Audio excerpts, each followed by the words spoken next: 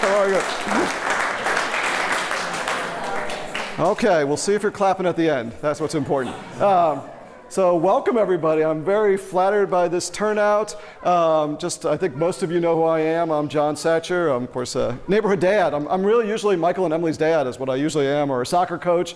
But in my other life, I'm a professor at UCF. I do 19th century and 18th century political history. So I cover a period pretty much from the American Revolution through the end of the Civil War. So Hamilton sort of fits into my era of expertise. And like many of you, I have tickets. Somebody asked me, how many people have tickets? Okay, pass them to the center. No.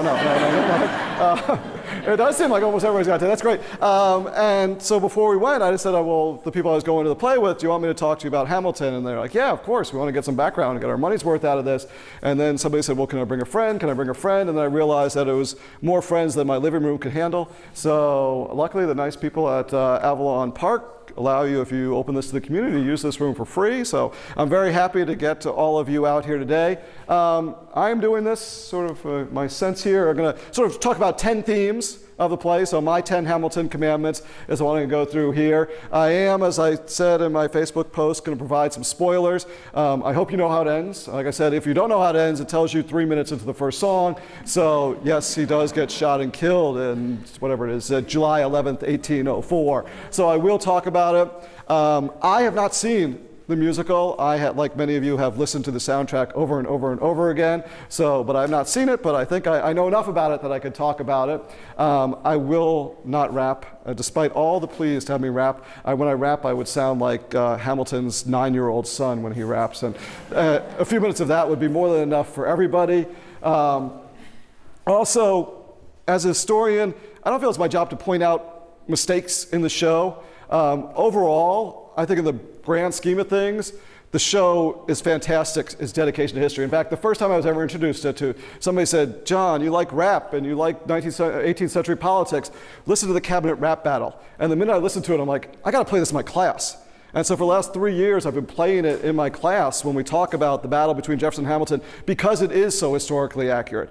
Of course, there are mistakes in it. I mean, he's condensing all of Hamilton's life into a few hours. There are errors in terms of timeline. There are people who meet when they don't actually meet at those times. But that's just like in movies. And by and large, I find all those errors more than forgivable. So I might mention some mistakes here, but that's not my role to point out flaws in it.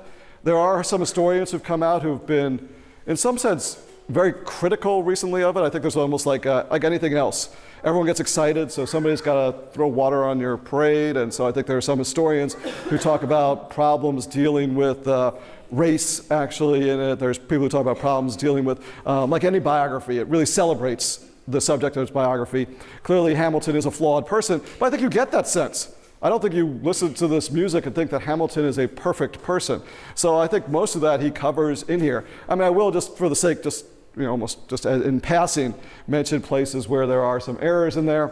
And ultimately, I'm not doing this because I enjoy standing in front of an audience for an hour. I'm doing this because I hope you get something out of this.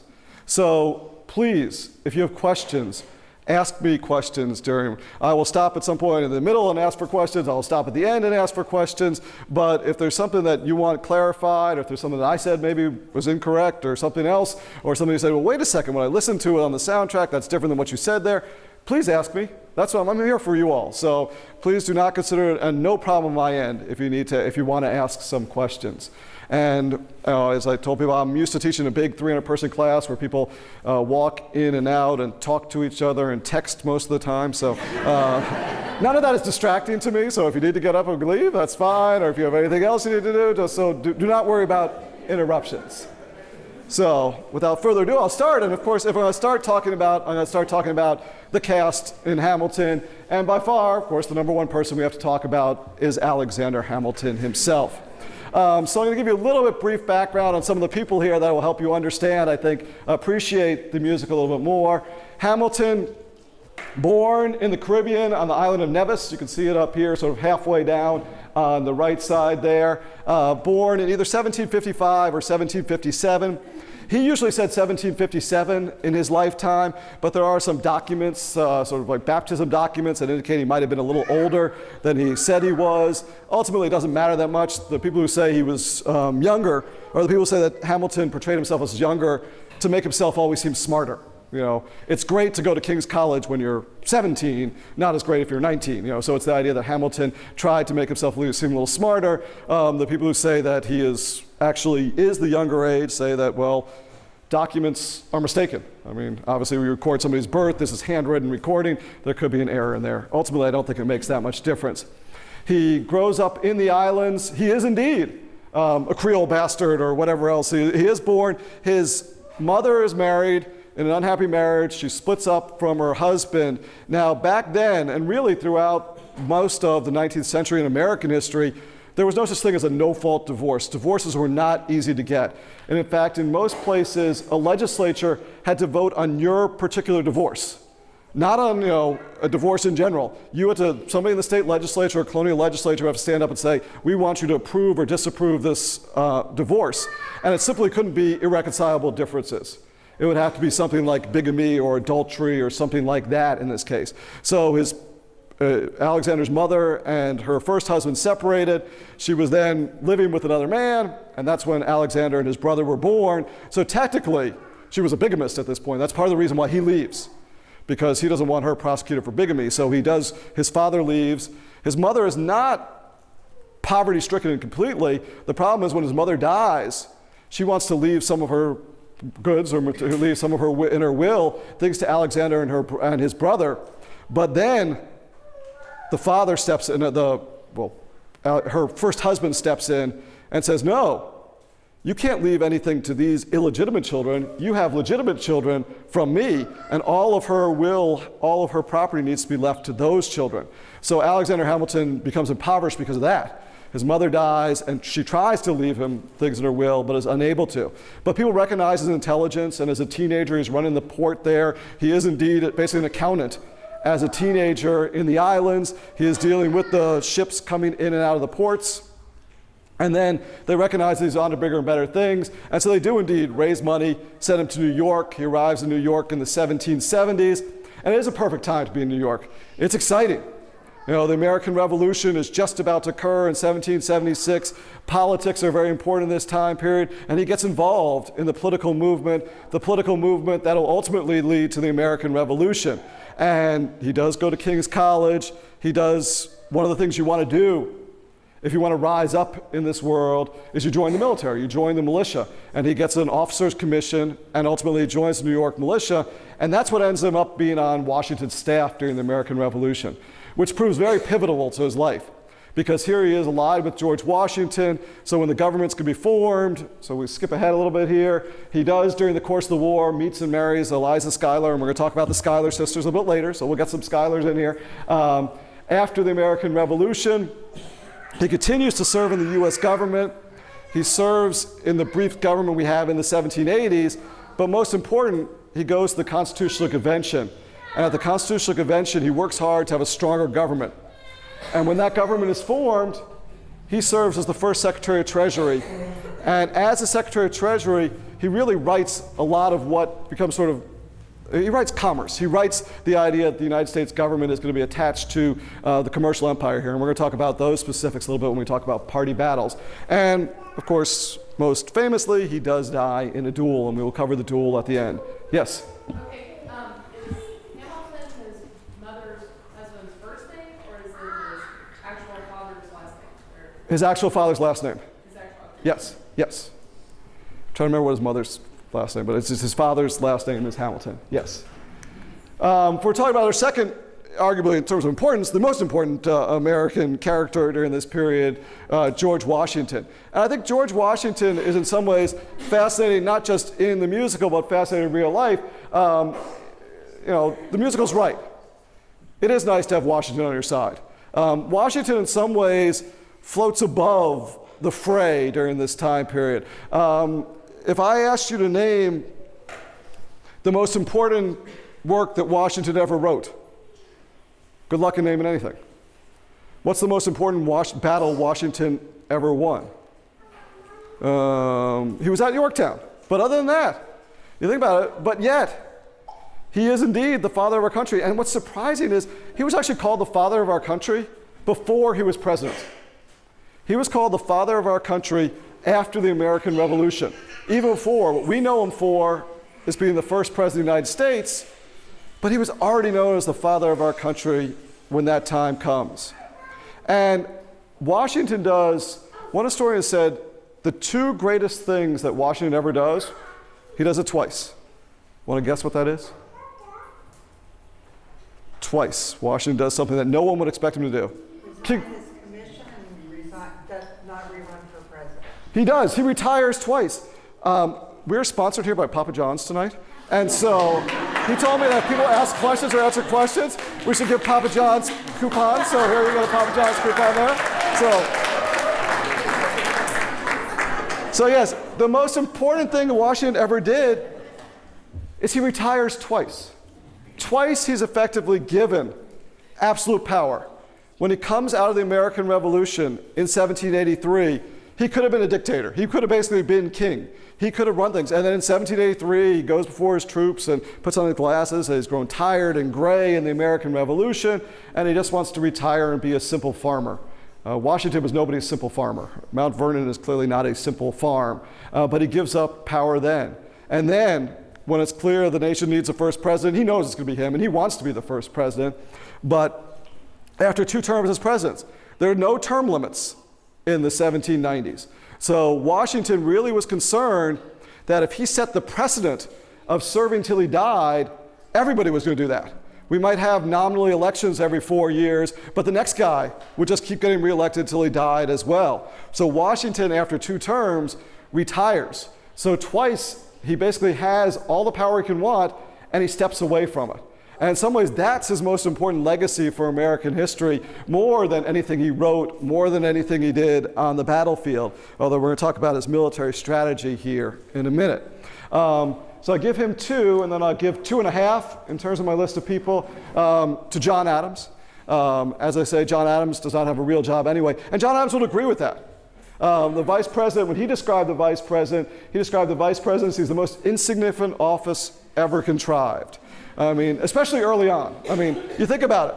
The new nation's being formed, Washington's going to be president, here you are from Massachusetts, we need to balance a Virginia and a Massachusetts, we're going to put you in the vice presidency. You're like, well, what do you do? Nothing. I mean, you preside over the Senate, and he actually wants to actively preside over the Senate. That's not going to happen either. So for 8 years, he spends 8 years doing almost nothing, and then he becomes president himself. But really, Adams and Hamilton see themselves as competing to be the next great Federalist. Federalist Party, and we're going to talk about political parties here in a minute, these were 2 partisans, and so in some ways within the Federalist Party, Adams and Hamilton are rivals within this party. So when Adams becomes president in 1796, he wants to have little to do with Hamilton as possible, partially because Hamilton kind of worked against Adams' election as president in 1796, so they were not exactly fast friends to begin with. Now, in the play, it says he fires him from the cabinet. Hamilton's been long gone. Hamilton was out of the cabinet from 1795, so he wasn't even in the cabinet at this point. He actually ends up being Hamilton. He appoints him to be sort of the general-in-chief in the army during the late 1790s. But Adams and Hamilton really never get along, not because they're ideologically opposed, and in fact, in some ways they agree on a lot of things, but because they're rivals within the same political party. Their opponents, the other political party, you have Thomas Jefferson. Thomas Jefferson shows up at the start, sort of the second act here. Thomas Jefferson, now we think about it, think about what Washington did. Well, Jefferson did write a lot. He wrote not only the Declaration of Independence, he wrote some of the ideas that become the basis of the Bill of Rights when he's in Virginia. He, of course, has a long political career, serves as, wrote the Declaration of Independence. Then he actually went to Virginia. He was governor of Virginia during the American Revolution. Then after the American Revolution, he goes to France, serves as our first ambassador to France, and then he is brought back to be the Secretary of State under Washington. Now, the problem is, Jefferson and Hamilton have very different views on what the future of the United States is going to be. Is it going to be commerce? Is it going to be farming? Jefferson was a firm believer that what made the United States great was independent farmers. If you owned your own land, nobody could tell you what to do. Because if you owned your own land, you could feed yourself, you could clothe your family, and then you were truly independent. You were a truly independent voter. Nobody could force you to vote a certain way. He feared cities. If you live in a city and you work in a factory, your foreman at your factory, the owner of the factory could say, hey, vote this way or you're gonna get fired. Well, then you're not an independent citizen because you're gonna vote that way or get fired. You might say, well, there aren't laws against that in the 1790s. You could easily be fired for doing something like that. So Hamilton and Jefferson have very different views of the world. Jefferson, very ambitious, will of course run against Adams in 1796. And you get this odd scenario where Jefferson and Adams are running against each other. And we're talking about how the Electoral College works here in a minute. Adams comes in first, Jefferson comes in second. So you have Adams, who's a Federalist, as president, and Jefferson as vice president, who's a Republican. And then they run again in 1800. And the election of 1800 proves to be one of the most pivotal elections in American history. And then he serves as president 1801 to 1809. The last, and possibly the most interesting character in this play is the Aaron Burr who doesn't fit. Yes, sir? They say in the play that Thomas Jefferson liked John Adams, but aren't they anti-federalists and federalists? Aren't they? Yes. Thomas Jefferson and John Adams are frenemies.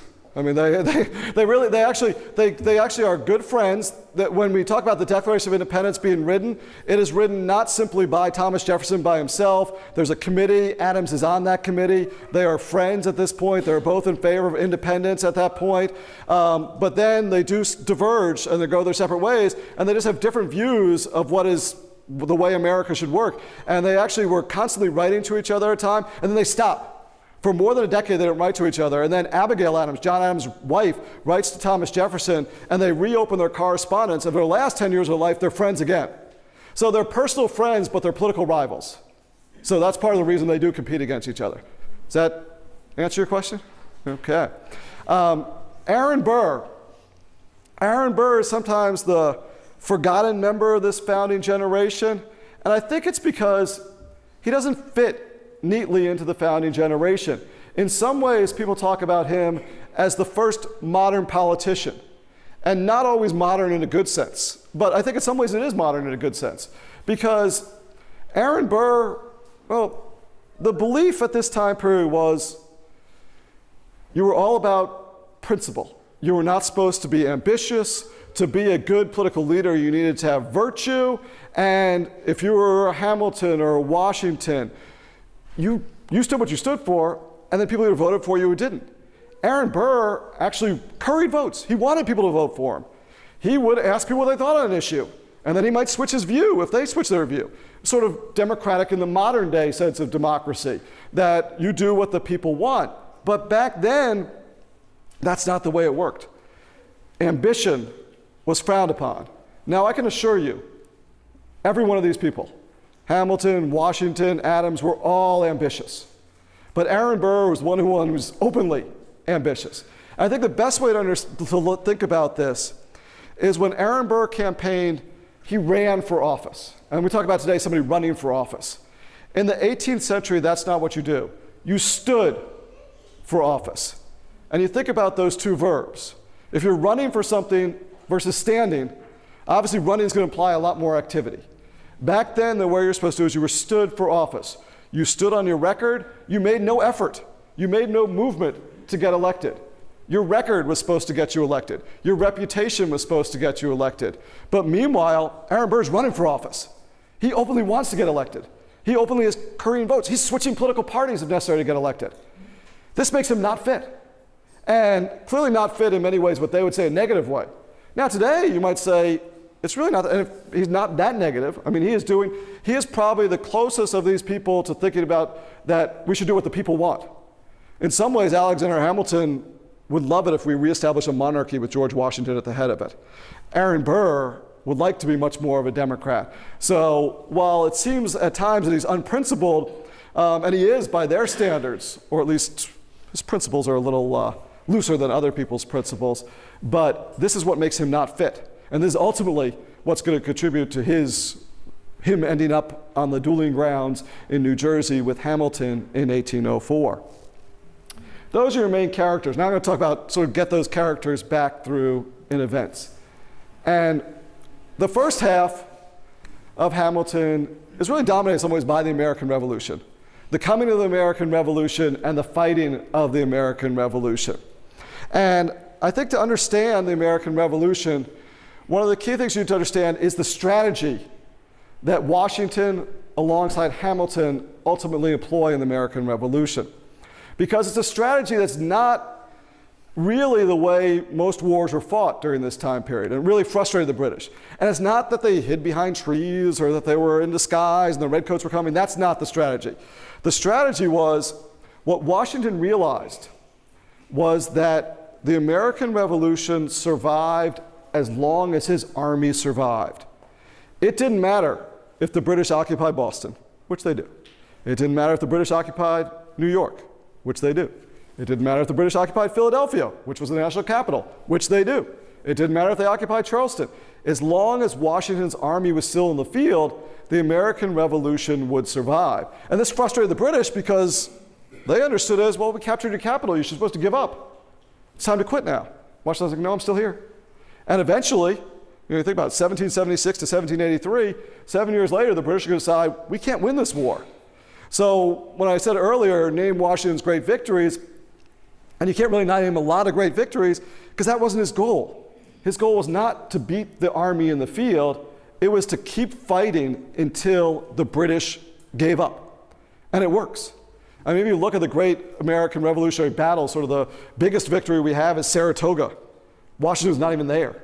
He's not at that battle. He's trying to keep his army alive, and that's where we think about things like the winter at Valley Forge, these small battles at Princeton, the crossing the Delaware. This is keeping his army alive.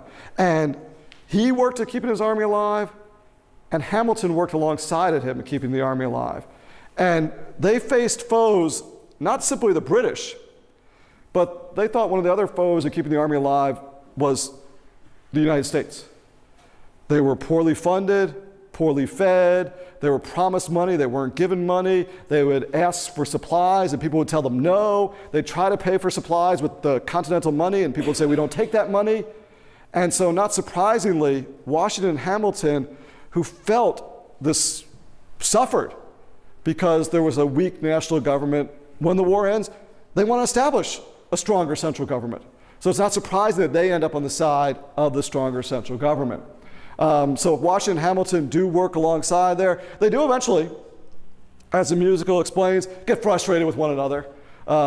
In the actual scene that happens, there's a time where it's sort of almost overly sensitive in our world. To think about, these are two great military leaders, two great Americans, and there's a time where Hamilton's walking downstairs in their headquarters and Washington's walking upstairs, and Washington's like, I need to talk to you, Hamilton.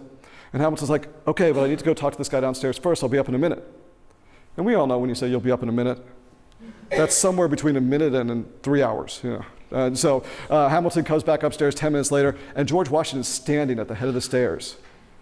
And you don't keep George Washington waiting for 10 minutes. George Washington is very concerned about his image, and basically they have this blow up there, and this is part of the reason why Hamilton does distance himself and actually gets back in a military position, or gets the military position he wants, which leads him in to this battle at Yorktown. And the battle at Yorktown, where Hamilton sort of has his great military victory, sort of halfway up this map here, it's on the tip of the James Peninsula. And this is the great American military victory for Washington during the American Revolution. The British have put themselves at the end of a peninsula. Why in the world, if you're the British Army, would you put yourself at the end of a peninsula? You think your Navy's gonna come help? I'm gonna have to give you all the pizza coupons. So I'll give the, you can get her pizza coupon. You're closest. I know her. I know, so they get the pizza coupon. So, you're right, I mean, if you think about it, if you're on a peninsula, you're trapped, but not if you control the ocean. If you control the ocean, then a peninsula is fine. And for the entire war, up until 1781, the British control the oceans. They can land troops wherever they want to. But who? Not you. Who controls the ocean in 1781? The French. Yes, the French. The French control the ocean in 1781. So this is where Rochambeau comes in. His fleet defeats the British fleet off the coast of Yorktown. And now they're trapped. And it does indeed happen that here you have the best army in the world trapped on the Yorktown Peninsula. They are forced to surrender, and they do indeed march out and stack their arms while they're listening to a tune called The World Turned Upside Down. And the world was turned upside down at that point. The British, I mean, here it is, the strongest nation in the world had lost to this ragtag group of colonists. And while it takes 2 more years to settle the peace treaty, in 1781, really the war is effectively done at that point. Hamilton and Jefferson, were they ever friends? They might have been friendly, but no. I mean, I think by the time Hamilton and Jefferson really interacted with each other, it really is in the cabinet in the 1790s, because Hamilton's not in the Continental Congress when Jefferson's writing the Declaration of Independence. Jefferson goes to Virginia. They don't really interact much, really, until Jefferson does come back from France. And he comes back, and this perfect question, because this is a segue right into, I mean, you set me up perfectly. That's why I planted you in the audience. So you have this issue right here where when Jefferson comes back and he's there with Hamilton, they really agree. They agreed on the United States should be independence. In theory, they agree on the Constitution, but they really disagree on the interpretation of the Constitution. And as a political historian, I always find it odd when people start talking in the news or something like that about the original intent of the Founding Fathers. If we want to understand how to interpret the Constitution, we need to go back to the framers of the Constitution and look at their original intent. The problem here is that if the Constitution was written in 1787, by 1790, they didn't agree on what they had done in Philadelphia. By 1790, Hamilton said, we wrote a document that could have a national bank, and Jefferson and Madison said, no, absolutely, we did not do that. And if they couldn't agree on the original intent, I always wonder how exactly 200 plus years later, we are supposed to all somehow go back and figure out what the framers wanted, because they didn't know. 2 years later, they didn't know. And what they do is they divide here. The 2 political parties they divided into were Federalists, or known as the Hamiltonian Federalists, Jefferson, known as Jeffersonian Republicans, or that other thing I'm not going to say. And political partisanship back then was nasty. I mean, we think about every political campaign, 2016, 2012, 2008, always somebody writes an article, this is the nastiest, most corrupt political campaign ever. And I always sit down to read it because I'm like, oh, they're going to compare it to old political campaigns. But they don't. They just always say it's nasty because it's nasty. But just because that doesn't make it nastier than ever before. And I can assure you, politics in the 1790s was much more personal, much more violent, much more nasty than it is today. Obviously, you can end up with somebody being shot and killed, certainly highlights that. Here you have a gentleman attacking another man on the floor of Congress with some fireplace tongs. So you have violence on the floor of Congress. And I think also they believed they would refer to our country as a Republican experiment.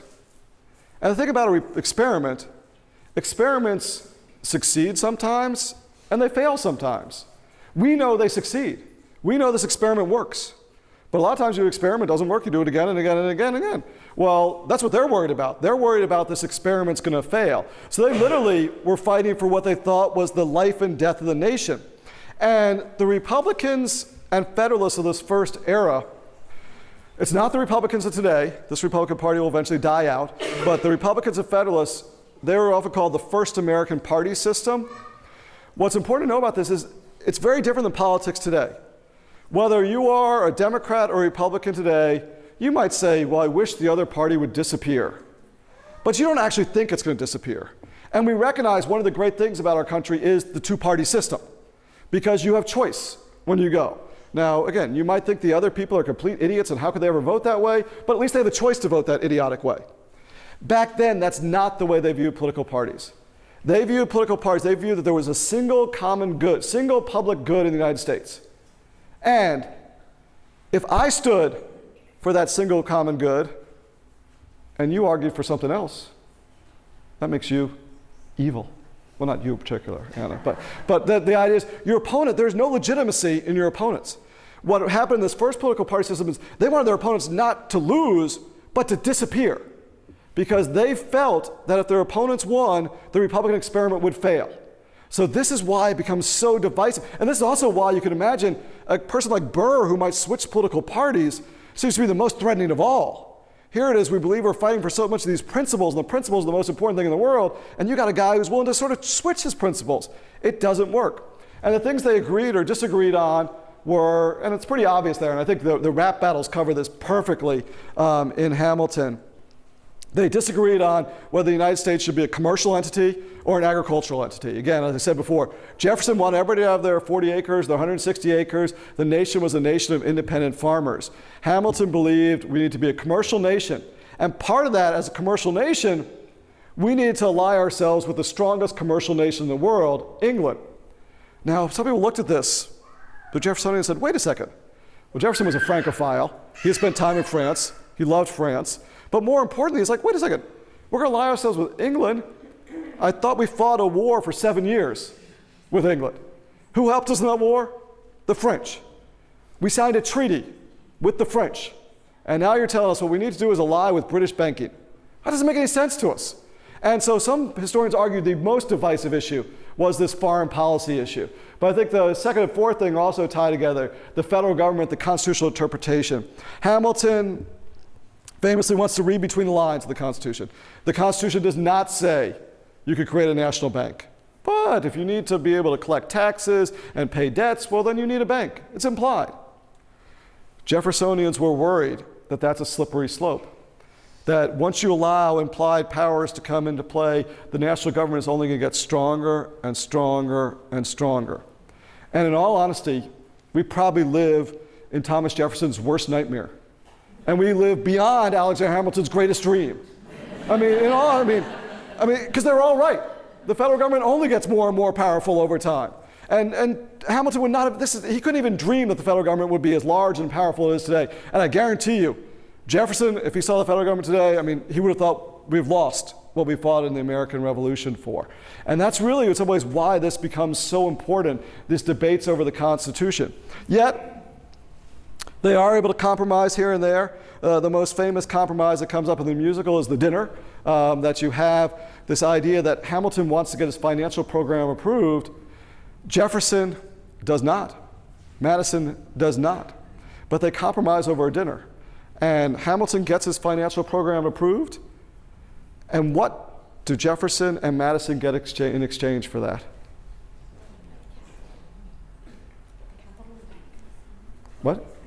The Capitol. Okay, Dolly, you get your pizza. Oh, whoa. That was not good. It could have been worse, though, I think. Whew. Okay, there we go. Perfect. There we go. That didn't happen. They get their capital. The U.S. Capitol starts in New York, it moves to Philadelphia, and then they agree after this dinner, and both sides believe they won. Hamilton gets his financial program, but the capital is moved effectively to Washington, D.C. And the Virginia, and in some ways it's a very unique idea at the time period. The idea that your capital would not be your most important commercial city, that you're going to build a capital from scratch. It really seems a very bizarre idea, but that way the Virginians, Washington, Madison, Jefferson, Monroe, can all keep their eye, and the capital's right there in their backyard. And it's away from those banks in New York, away from those banks in Philadelphia. So they figured the banks might die out, but we have the capital. And on Hamilton's side, he thinks, well, capital's snappable. We have the banks, we have the financial program we need, we have this alliance with England that I want, and that will turn out to be the most important issue. Did you have a question back there? Nope. Okay. The Electoral College. Everybody loves to talk about the Electoral College because everybody knows they hate it. And they know that they hate it and they know it needs to be replaced, but the question is, how do you replace it? It's not an easy thing to do. The Electoral College, if you think it's messy today, I guarantee you it was much more messy and confusing in the 1790s. This is the first election in American history. There are 69 electors. Washington's elected unanimously. And this is the way, as bizarre as all this stuff sounds, this is the way our founding fathers wanted it to be. So 69 electors got electoral votes. All 69 of them voted for Washington. But they got 2 votes. And the second vote, they divided among all of these, like 6 or 7 different people here, and Adams got 34. So effectively, everybody was an elector. So when you go to electoral college, each elector had 2 votes. They cast both those votes. It wasn't that they said one was for president or for vice president. They each got 2 votes. All 69 of them voted for Washington. 34 voted for Adams. The rest were scattered. Messy. But they actually believed, so at this point, electors were not committed to vote for a certain person. They actually had independence at this time period. We think about today, every once in a while, I think, well, what if an elector changes his mind and doesn't vote for who Florida wants them to vote for? That's actually the real way it was originally intended. We tend to think, look, the system will collapse. Believe it or not, that's what the Founding Fathers wanted. In 1796, it gets really confusing because we are just starting to have political parties. And Adams is running. And Adams' vice presidential ticket is nominally a guy named Pinckney, but they're not really on a ticket together. So Adams is the leading Federalist. Pinckney is the second Federalist. Jefferson is the leading Republican. The second Republican there is Aaron Burr. Aaron Burr is from New York. He wants to make an alliance with the Virginians. He says, if Virginians will vote, 1 vote for Jefferson, 1 vote for Burr, I'll get New York to vote 1 vote for Burr and 1 vote for Jefferson. It doesn't quite work out that way. And you end up with this odd scenario where Adams gets 71 Federalist votes. Let's see if I can get that focused a little bit better here. His vice presidential candidate, nominally Pinckney, gets 59 electoral votes. In other words, not everybody's stuck. Not everybody who voted for Adams cast their second vote for Pinckney. Jefferson gets 68 electoral votes, so he's in second. But if you notice, Burr only got 30 electoral votes. And Burr's mad. You say Burr's not a man of principle. Burr's like, wait a second. I worked hard for Jefferson. Now, I didn't deliver New York's votes. But everybody who voted for Burr voted for Jefferson. But 38 people who cast votes for Jefferson didn't cast votes for Burr. If we do this again, Burr says, well, pretty much everybody who votes for Jefferson better vote for Burr. And that creates a little problem here in 1800. Because in 1800, the most important of these elections, you end up in a situation where now finally the parties have coalesced. Jefferson gets 73 electoral votes. All of Jefferson's people are pledged to Jefferson and Burr. Burr gets 73 electoral votes. How many of those 73 electors expected Burr to be president? None, probably, unless they're Burr's good friends. But Burr's like, oh wait, we're tied. You got 73 electoral votes, I got 73 electoral votes. You're supposed to be vice president, Burr. And Burr's like, we're tied. What do you mean I'm supposed to be vice president? I just see a tie, 73-73.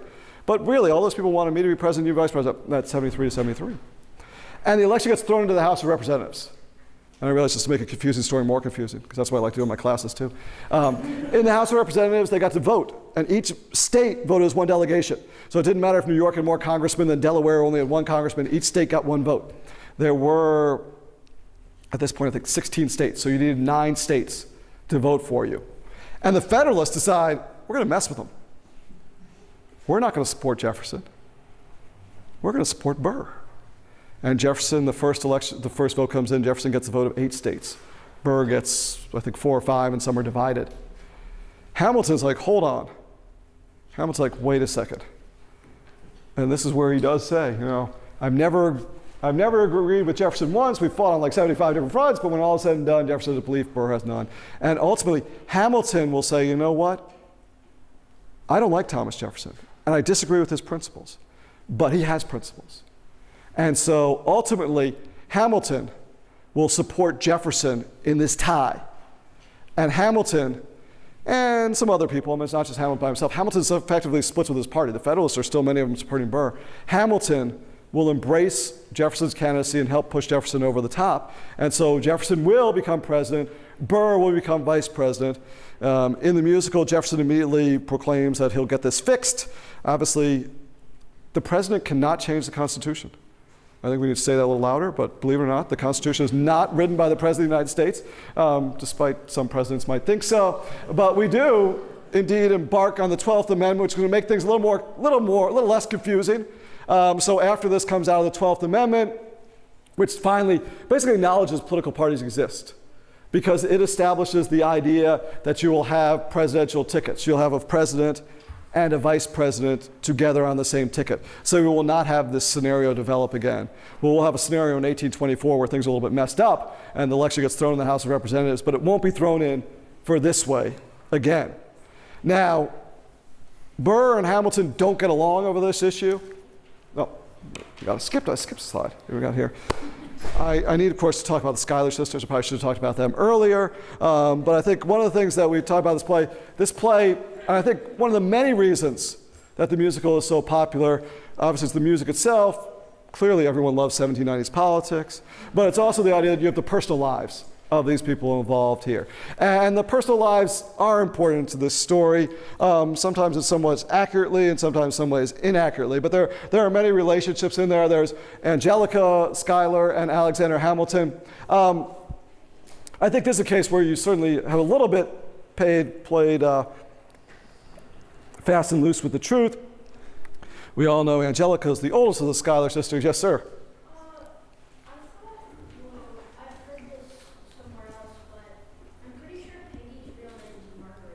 Yes, Peggy's real name is Margarita, and Eliza's real name is Elizabeth. Yes. It's just shortened names. Yes, you've heard correctly. So yes, and so you have Angelica. So we have Angelica, Eliza, and Peggy in this story here. Angelica is, of course, the oldest Schuyler. Believe it or not, those Schuylers have 15 children. Now, this sort of shows you the way families worked, or lifespans, I guess, worked back then. Out of those 15 children, only 8 make it to adulthood. So 7 of them die as infants, most of them less than a year old. In fact, there are a set of triplets that die less than a year old. Some of them are men, so it's not as if Angelica does have to carry the name of the Schuylers on for the rest of her time period. I think the other issue with Angelica that is a little bit different in the musical is that when she meets Alexander Hamilton, she's already married at this point. So it's unlikely that she's planning to marry someone else since she had just eloped, I think, 2 years before. But when historians do look at Angelica and Alexander's letters, they're, well, steamy, but this would be like steamy 18th century steamy. I mean, this is not like trashy romance novel steamy. And certainly it seems that his letters to Angelica are more romantic than probably his letters to his own wife. Other people point out that his letters to John Laurens are more romantic than his letters to his own wife. So he sort of had this flair for romanticism in his letters and maybe in his life. And there are historians who speculate that Alexander and Angelica had an affair. Of course, she spends 16 years in Europe and only comes home briefly during those 16 years. So there's a timing issue there. And she's also very devoted to her sister. So I think while some scholars say that Angelica and Alexander Hamilton probably had more of an intellectual affair than they ever had in a physical affair during this time period. Alexander does, of course, marry Eliza. Eliza and Alexander will have, I think it's 8 children. Not all of them grow to adulthood. Of course, one of them does die in a duel. And Eliza will live much longer than Alexander Hamilton. In that last story, which talks about his legacy in the orphanage and the Abolitionist Society and going to the Washington Monument and collecting all his letters. She does an incredible amount of work because collecting all of Alexander Hamilton's writings is a daunting task. I mean, just his argument for the National Bank is like a 160-page treatise that he wrote in a few months. I mean, the man was a prolific writer, and I can't imagine there are many people who've read all or most of his writings. And so she certainly does a great service to historians by collecting them. When we're talking about Alexander Hamilton and women, you cannot discount Maria Reynolds. So Maria Reynolds, the Reynolds Affair. I think the Reynolds Affair does show you something about the way honor worked in 18th century politics, because it's so bizarre to us, because this is something where the truth is stranger than fiction. Yes, he does have an affair with a woman. He is blackmailed by her husband. He does continue to sleep with her after he's blackmailed by the husband. It is uncovered. He does come to his defense because he is accused of stealing from the Treasury. And he does present all of these receipts. Say, I didn't steal from the federal government. All I did was cheat on my wife and was blackmailed for it. Like, oh, okay. And when he's publicly accused of that, he does indeed, as bizarre as it sounds to us, write a lengthy pamphlet explaining to the public that he did not steal from the government, he just cheated on his wife repeatedly and was blackmailed. And the fact that Eliza then goes on and continues to honor his legacy for the rest of his time is just bizarre. But to him, honor is a very public-facing thing. So in some ways, the dishonor of being accused of stealing from the federal government was that much more than the dishonor of a private transaction, a private transgression.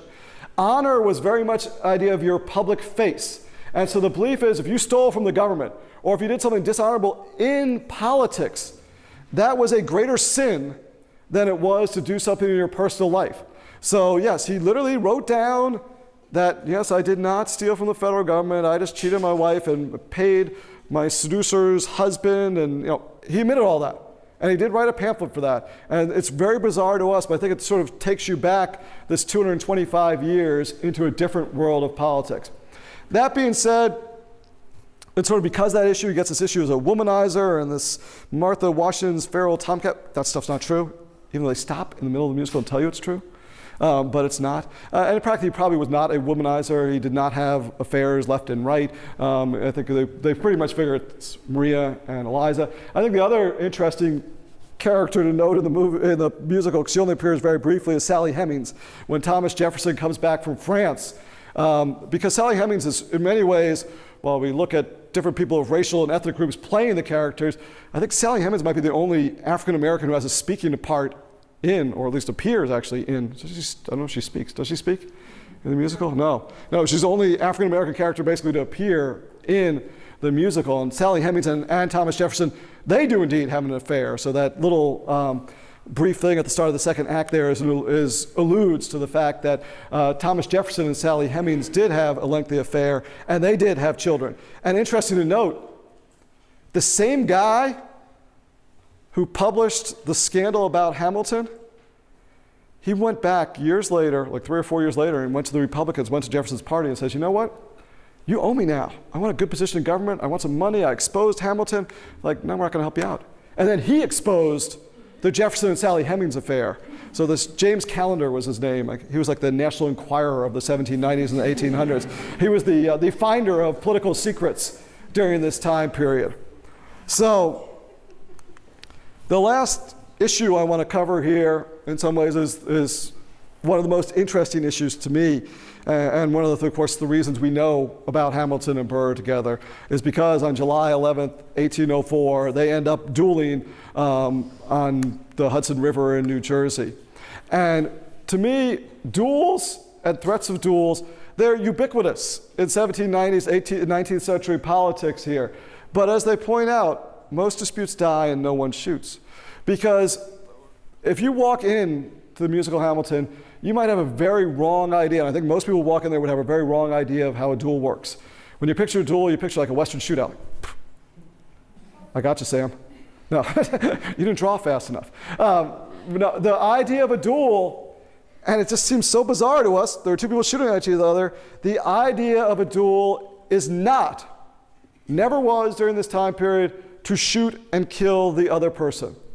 The idea of a duel is to restore your honor by facing death. So that's why in many duels during this time period, people both shoot in the air. You take your 10 paces, you might have an inaccurate weapon anyway, but in many of the duels, people just fire straight up in the air. It's also why going up to the duel, there's like 20 different steps where they're trying to restore their honor. And what happens in the Burr-Hamilton duel is that it's not necessarily about the election of 800. In fact, it's really about a gubernatorial election in New York in 1804. By 1804, it's clear that Jefferson's not going to run with Burr for a second term. He's going to drop Burr from his ticket. Burr's going to run for the governor of New York. When he's running for governor of New York, somebody prints up, there's this guy who says, I was talking to Hamilton, and Hamilton said a bunch of horrible things about you, Burr. And Burr says to Hamilton, writes to Hamilton, and says, hey, did you really say a bunch of horrible things about me? And Hamilton could have easily said, no, or not that I recall, or I said things that you, and there's often a different thing. You could say, well, you did something horrible, but not that you were horrible. There are a lot of ways to get out of this. And Hamilton's more like, can you be more specific? And Burr's like, well, what I want to know is, in the last 15 years, have you ever said anything horrible about me? And Hamilton's like, well, yeah. Yes, I have. I mean, at this point, they're both in some ways, their political careers are already fading a little bit. They don't want to, they're very concerned about their honor. They don't want to lose their honor coming out of this. And instead of this duel narrowing down to a place where somebody could save face and apologize, you end up in a place where they've actually expanded their complaints about one another, where they have no choice but to come duel. And so we know. On July 11th, 1804, they cross the Hudson River in the morning, and it's all about plausible deniability. Nobody, you bring your second, you bring your doctor, but they all have to look away. And you do row across to New Jersey, not because everything's legal in Jersey, but generally people dueled out of state. Because dueling out of state, generally, there were no federal crimes back then except for treason. So you were not going to be charged with murder. I mean, if you were a New Yorker, they could say it's illegal to duel in New York. It's illegal to murder somebody in New York. But in New Jersey, you have to be prosecuted by New Jersey, and they're like, okay, maybe you're not going to prosecute people who live out of state. More famously, a lot of times when you duel in the South, they would duel like in an island in the Mississippi River because no one would know which state claimed those. So then nobody would prosecute you. And everybody said dueling was bad, but at the same time, they realized at some point you had to restore your honor. So dueling's bad, but in some cases, not dueling is worse. So they row across there on the morning of July 11th, 1804, and they do set up their 10 paces, and Hamilton has said he's not going to fire. He did wear his glasses, though. He picked the wrong way to fire, though. He was actually facing into the sun rising at that time period. And Hamilton had proclaimed he was not going to shoot. And then everyone's turned around, and there's somewhere between 4 to 6 seconds of history that is lost to us. And we literally have no idea what happened during that 4 to 6 seconds. We know that 2 shots were fired, which seems odd because Hamilton said he wasn't going to shoot.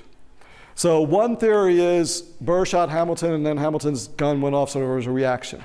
But most people think Hamilton may have shot first accidentally. These were guns that took some pressure to pull that trigger. But these guns actually had hair triggers. They had triggers that reduced the pressure that you needed to pull on them. Hamilton actually knew that. They were Hamilton's guns. They had been used by his son in the duel. They'd actually been used by Eliza's husband in a duel, Angelica's husband in a duel before this. And they think maybe Hamilton fired accidentally above Burr, but not intending to fire. And meanwhile, Burr, you can imagine, you're facing someone who said that they were not going to shoot. Now all of a sudden, you hear a shot. You can imagine your heart's pumping out of the chest at that point, and they think Burr might have reflexively just fired at that point. But we don't know. Maybe Burr did fire in cold blood. Of course, then there's stories in the paper that Burr celebrated. None of that stuff is true. Burr regretted killing Alexander Hamilton, because I guarantee you, we know Hamilton's career was over at that point, seeing as he was dead. But Burr's political career is pretty much over at this point as well. Yes? I read somewhere that some historians believe that Hamilton may have fired near Burr, but not on him. Right. So that Burr would try and shoot him and his political career would be ruined. That's it. We just don't know what happened in that time period. And different historians say different things. She asks, there's some people who said that Hamilton literally fired above Burr's head intentionally, or it was basically he knew his political career was already over. He could get Burr, and Burr might have shot him and wounded him, and Hamilton could have survived, and that could have ruined Burr's political career. We just don't know. We literally don't know, and we'll never know what happened during those seconds there. We don't know what's going through their minds. And of course, this is all recreated usually by people outside of this time, outside who weren't there. And different historians, this is the beauty. This is the idea that, who's going to tell your story? A pro-Burr guy is going to tell a very different story than a pro-Hamilton guy. So pro-Burr historians point out that Hamilton said he wasn't going to fire, Hamilton fired, and then he got what was coming to him here at this point. And then Burr panics. And that there's an argument that effectively they both missed their targets. Hamilton wasn't going to fire at all, and Burr fired reflexively, hoped he was going to miss, and accidentally hit. But we just don't know. We never will know what happened. We know what happened. We know what happened. Hamilton gets shot, dies the next day, so his death day, I think it's actually July 12th, 1804. And Burr eventually moves out to Louisiana and maybe is involved in a conspiracy to separate Louisiana from the rest of the United States, but that's beyond this story here. Yes, sir? Not directly. His seconds published, both sides, you have your seconds who are on the field, the doctors are on the field for them, both sides publish their accounts and put them in the paper. So they assume that his second's account is his account. And they all say that Hamilton fired first. And we don't know for sure, but I would say if historians had to put their wagers on, I would say at least 75% of the historians do believe Hamilton fired first. And once Hamilton fired first, Burr's perfectly within his rights, according to the dual code during this time period, to shoot and kill him. President Andrew Jackson, before he becomes president, does the same thing in a duel. He's facing a duel against reputedly the best shot in Mississippi, and that guy misses. And then Andrew Jackson just point blank aims, and bam, guy's dead. Yes, sir. This is off topic of Hamilton, but I thought the guy hit Jackson, and then Jackson. You know a lot about duels. Supposedly the guy hit Jackson, one of them went through his coat, the one of the times fired. Jackson's in multiple duels, and by the time he's president, he does have bullets in his body, and that's part of the reason why he's a very sickly president, but yes, that's the one that goes through his coat, I guess does nick his ribcage, yes. But the idea is, and the guy supposedly, the reason he missed is Jackson might have intentionally worn a billowy coat, and so he thought he was shooting Jackson in the gut, and he really just slides right across there. So yes. Other duels you want to talk about? No. That's our segue right into, I'm sure I have not covered everything. So it is now question time. I have no more coupons to give though. So, no questions? You got a question. Okay, well, the story is Ron Chernow's biography is what he read. And some people, historians who talk about the problems with this say, really some of the problems with this musical historically are that Chernow isn't the be-all and end-all in terms of Hamilton. So he's on a vacation, he reads the book and decides, this is, and the ideas of immigration, some of the debates, they resonate today. And he's like, let's do a thing of the Founding Fathers, a bunch of elite dead white men, but let's do a twist on it. And so now, of course, people want to do musicals on other historical things, but he says he's not going to do any more historical musicals. So I read some question and answer thing where they said what we should really do is a musical on math, because we can get our kids as interested in math as they are in Hamilton and singing about it. It'll be great for the country. But I don't think he's doing math yet either. Yes? I heard two things about Mariah Reynolds. I heard that Burr was her and her husband's divorce lawyer, and that during their divorce, Eliza let her stay with them. Are those true? I don't know if they're true. And if the first one is the idea that somehow, and not what you were saying, but what the stories about it said that Burr was somehow behind all this, that I know is not true. I mean, essentially, Reynolds' husband was the bottom of the barrel, scum of the earth. I mean, he didn't need anybody to, he was pretty much a petty con man is what he was during this time period. But I'm not sure about the second part. I don't know if Eliza had them stay with him or not. That's a good question. Can I rap for you? No, I'm not going to rap for you. Not on camera. No way. No, we're no rapping today. Sorry, Chloe. You can sing and dance for us, though.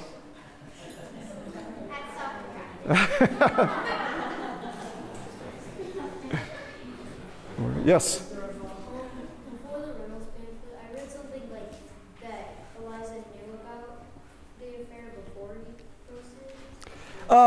Yes, I think there are some people who believe that she knew about the affair, but knowing about your husband's affair and having him write a political pamphlet that everyone can read is obviously a very different thing. So I think the idea that you're making this personal issue into a very public issue makes, husbands and wives can cheat upon each other if nobody knows about it, that's one thing, but yeah, if all of a sudden now this is publicly out there, that's the idea that it's that much more embarrassing to her at that point. I don't think we 100% know for sure, but there is speculation that she did know about it before the pamphlet was ever published. Yes, we're going to come up here. So Lindsay. when I hear people talk about this way, they reference the room where it happens. Is that just a song, or is that a part of history? Well, I think the room where it happens, the dinner fits into a room where it happened. I think the idea is getting your foot in the door type thing. I don't think Hamilton or Jefferson or Burr ever say the room where it happens in it, but I think it becomes, so I think it's more the catchy idea, but it is the idea that, if you're not there, then you're not involved. You're not making these political decisions. So you do need to be in the room where it happens. But I think many of these things are, of course, historical quotes, but to the best of my knowledge, that is not a historical quote. I heard about how the family thought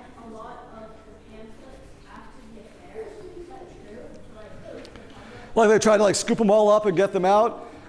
If they bought some of them, they certainly did not buy near enough. I mean, and it was because it became public knowledge very quickly. Because this is like, I mean, he publishes this pamphlet, and what happens sometimes is people make political miscalculations. This was clearly a political miscalculation, because when he publishes his pamphlet, his political enemies republish it for him. So, and once it's out there, I mean, it's going to stay out there. It's one of those things where the genie cannot go back in the bottle. Yes, sir. I read somewhere that it wasn't actually Burr, Jefferson, and Madison that first found out about the Reynolds affair. 100% correct. Aaron Burr had nothing to do with it.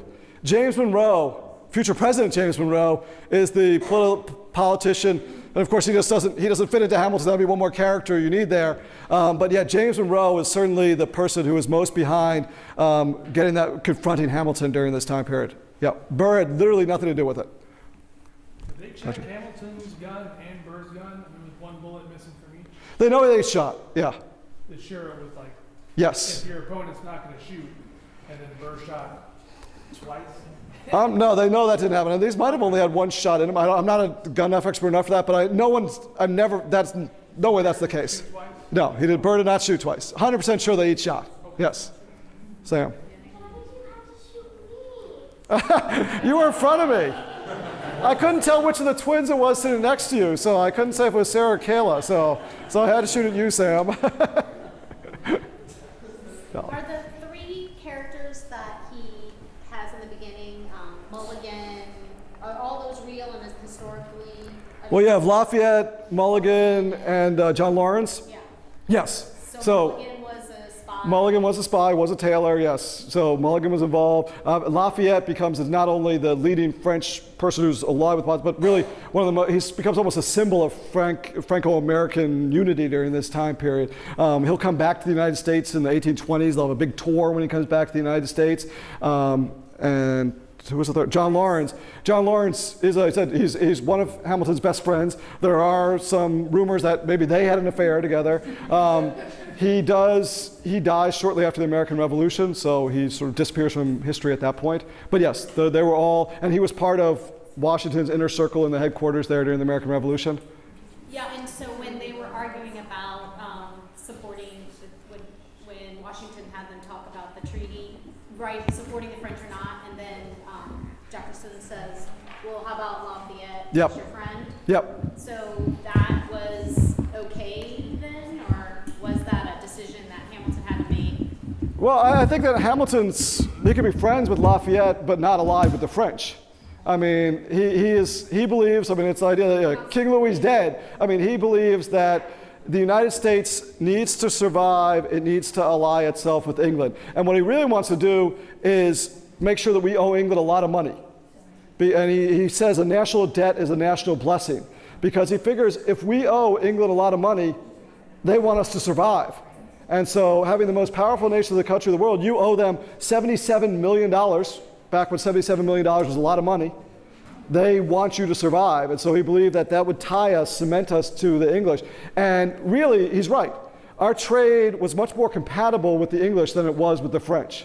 So Hamilton's 100% right on what is best for the financial and long-term power of the United States is to be allied with England, not to be allied with France. And yeah, poor Lafayette then. Yeah. Is it true that Lafayette and Mulligan never met? That would probably be true. I would guess that is true. And certainly, obviously, when they're all meeting at the start, that is all, that didn't occur like that at all. You know your stuff. I read a book about Lafayette, and I heard that there were two times where people, including Thomas Conway, that tried to betray Washington, but he stopped that. Yeah, there was a thing called the Conway Cabal, and part of this goes back to, they mention it very briefly, and then they talk about Charles Lee there. There are a lot of generals who were obviously, they didn't understand why Washington had all the power, and they were doing a better job than Washington was doing.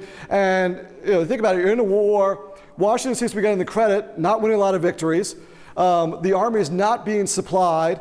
Washington say, well, we should depend on the Continental Congress. The Continental Congress is not coming through. So there are times where other generals talk about either overthrowing Washington, they talk about marching to Philadelphia and disrupting the Continental Congress and demanding their money. And so there are, certainly Lafayette at some point does help put an end to this Conway cabal and these generals who are trying to subvert Washington's power. Yeah. Okay, we got one more question there. You want to? I heard somewhere that Eliza lived until she was 97 years old. Eliza lived till she was 97 years old? That could, I mean, she lives to what, 1850? That, yeah, it's certainly close to that. And we also think, you know, and it's, I was thinking about this, a lot of these people live a long time, and we think, well, these people live much longer than we expected to, because we think about life expectancy back then. And I was thinking about that this afternoon when I was looking at the 15 children that the Schuyler's had. Life expectancy, actually, if you made it to 15, 20 years old, wasn't that much shorter then. It was the fact that all these people died before they were 1 or 2 years old. So, I mean, Washington dies when he's 67, I think. Jefferson lives, I think, into his 70s. So it's not that common. That's pretty old, but it's not that uncommon for people to live a long time. The issue is so many people die when they're 0 or 1 or 2 years old that skews all sorts of life expectancy charts during that time period. I plan to live a very long time. So maybe if we have another musical come through town, I'll come back and do this again. So I'm going to end questions here, but if you have a question, come up here afterwards and ask me. So at this point, we're going to be done, because I told you we'd get out of here at 8:15. You're out of here, right?